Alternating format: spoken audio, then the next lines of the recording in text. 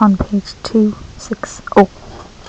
So in this question, the main aspect of difficulty is inserting the main planes at angles, converting edges, and then thin features. So in terms of the main plane's reference that you're trying to insert, you want to insert one there at an angle that's away from your main plane of reference. Different angles, and the reason being that you want a plane up on top here, this plane, which allows you then to extrude your part or your feature down at that angle. So that's the first thing. In order to put in that plane, you're using features, reference geometry, plane. But in order to do that, you have to set up certain constraints or references. So you have to have a first or a second or even a third reference. That's what we have to first off do.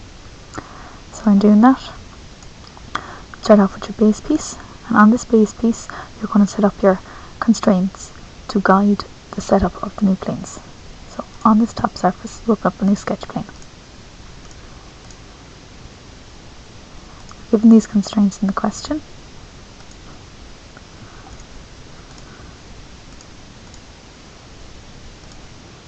and then you have to fully define them.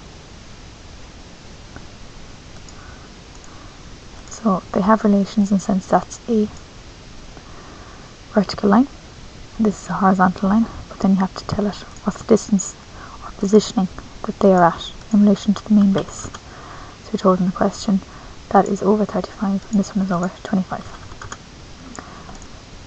Now they're fully defined, they won't move. So now you can exit that sketch, and you're just using these lines to guide the insertion of a new plane. So reference geometry plane. So you're told in the question that upright piece is inclined back at an angle of 75 degrees. So you have to position a plane in relation to that. So my first reference could be this line here. So at the moment, but as you can see, there's only a perpendicular, coincident and project, which we cannot do. So we need a second reference, and the second reference I'm going to tell it is this face here. And now I've got more options, and I need to put in an angle. And the angle you're told in the question is 75 degrees. So if you need to, you can even flip it the other way. So use your flip. So now it's gone from here to here at 75 degrees. When you're happy with the parameters and the plane that's inserted, green tick to keep it. This plane now can go on forever in the sense it can be extended. Now the thing is, we need to put in another plane up here, and the other plane up here will be perpendicular to this. So in order to be perpendicular to this, we need to put a line on this one. So I'm going to new sketch plane on this surface, and I'm going to put in another construction line, like so. Now what I have to make sure with this line is that it is actually perpendicular.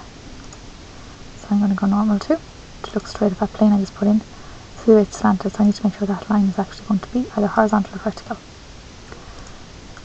So that's my plane, my line put in. Now in terms of a height up, you're told it's 100 up. So you could smart to mention that line to be 100 up, then you'll know your plane will be 100 up. Now, so the way it moved down past the surface, so again you have to add a relation. So I'm going to add a relation now between the end of my line and the top of my surface. So I could use an edge, or I could use this surface and this point to add a relation. So I'm just going to look again, normal to it. Okay, give an edge view of it, see what it looks like. So there's the point.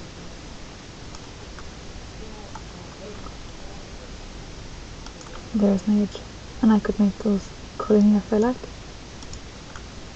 So I just moved it out to that edge. What I really wanted to do is this point to be on that surface there. Just drag it up.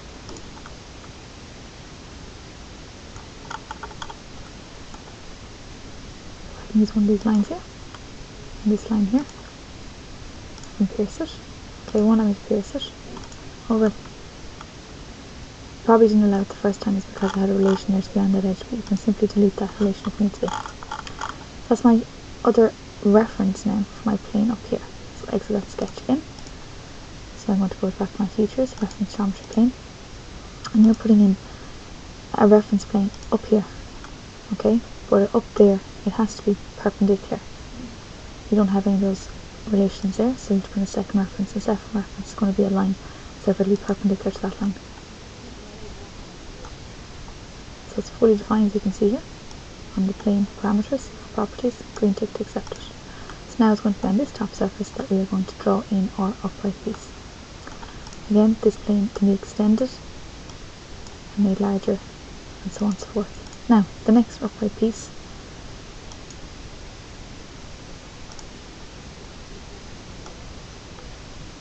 is this piece. So how do we do it? Okay, as you can see over here in the design tree, it's called extrude thin.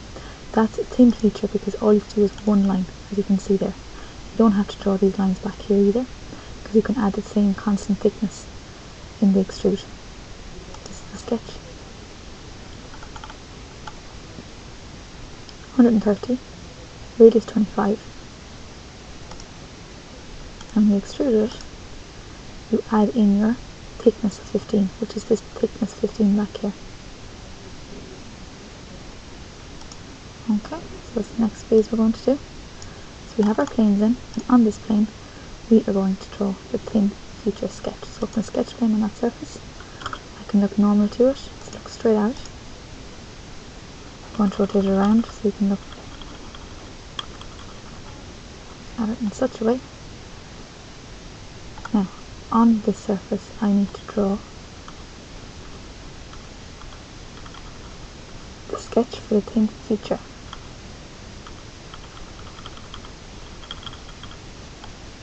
So I'm going to use my line tool and draw the profile of it. So it starts in this corner here, where you have the two intersections of the lines. So what you want is, you want to get the two icons. One's coincident, the other one is intersection. The white one with the blue dot. So that's just coincident. Now when I bring it closer to the two lines where they cross, that's called an intersection relation. Draw my line for the edge. Draw your arc. And again, your line to the side. And select to stop drawing. So now, what you do know is these two lines are equal. You also know the radius of this, 25. And you know the distance from here and here is 130. That's your sketch up on top. Fully defined sketch, as you can see down here in your task plane, and also in your sketch over here. There's no minus sign or plus sign. Now you can feature through the boss base. Now, watch your thin feature direction. It has to go back the way, because that's the way I use the dimensions. I use it from this reference edge line here. So, add your thickness, 15 thick. Now in my end conditions, I want to go up to next. Now the reason why it's not going up to next is because there's arrows in the wrong way. So again, flip that, and it runs up to the next surface at the angle.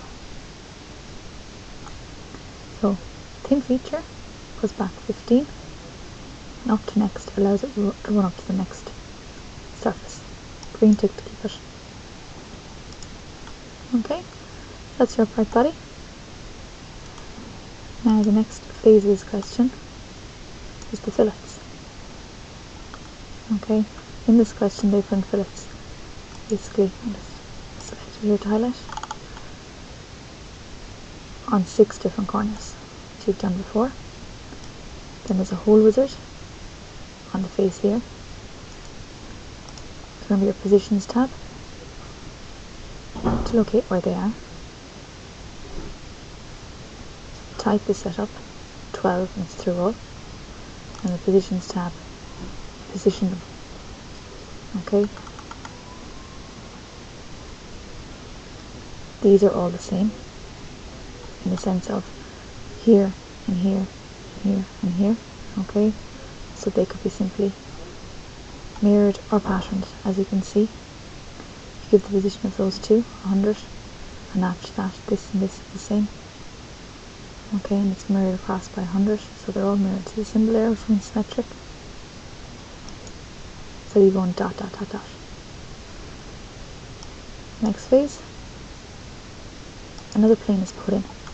Okay, this is on the lower section of the piece. So for this plane, what you're doing is you're using this face up here this time to insert a plane. Okay, and you're telling a distance, so you don't need a second or third reference. So how do you do that? It's reference geometry again, plane. This time you just give it one reference. By default it'll be parallel, but the thing is it has to be told then whether it's parallel, perpendicular, coincident, at an angle.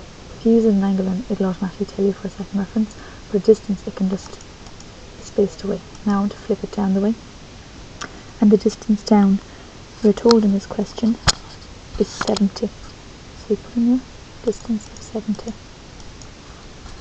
Green tick to keep it. Now, the next new bit of learning on this we've done already is convert entities, which basically means on this new plane here, I want to convert this edge or even this edge onto it. First, before you can do that, you must open up this surface of the sketch plane. This blue plane that I just inserted, plane 6. So sketch. Now select a sketch. Next is this edge, and I go convert entities. So it converts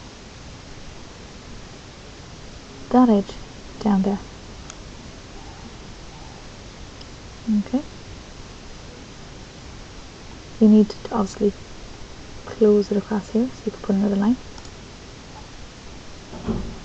Alternatively, if you had selected this surface down here, you're going to take the whole lot. So put in the line. It will be fully defined because you have the two main constraining parameters here.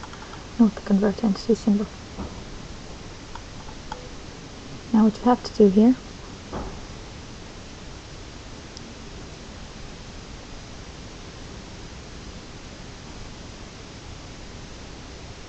is fill into this lower block down here. So features, extrude a boss base, make sure it's in the correct direction, and again up to next. Here's merge the result as is here, so it blends into the existing body.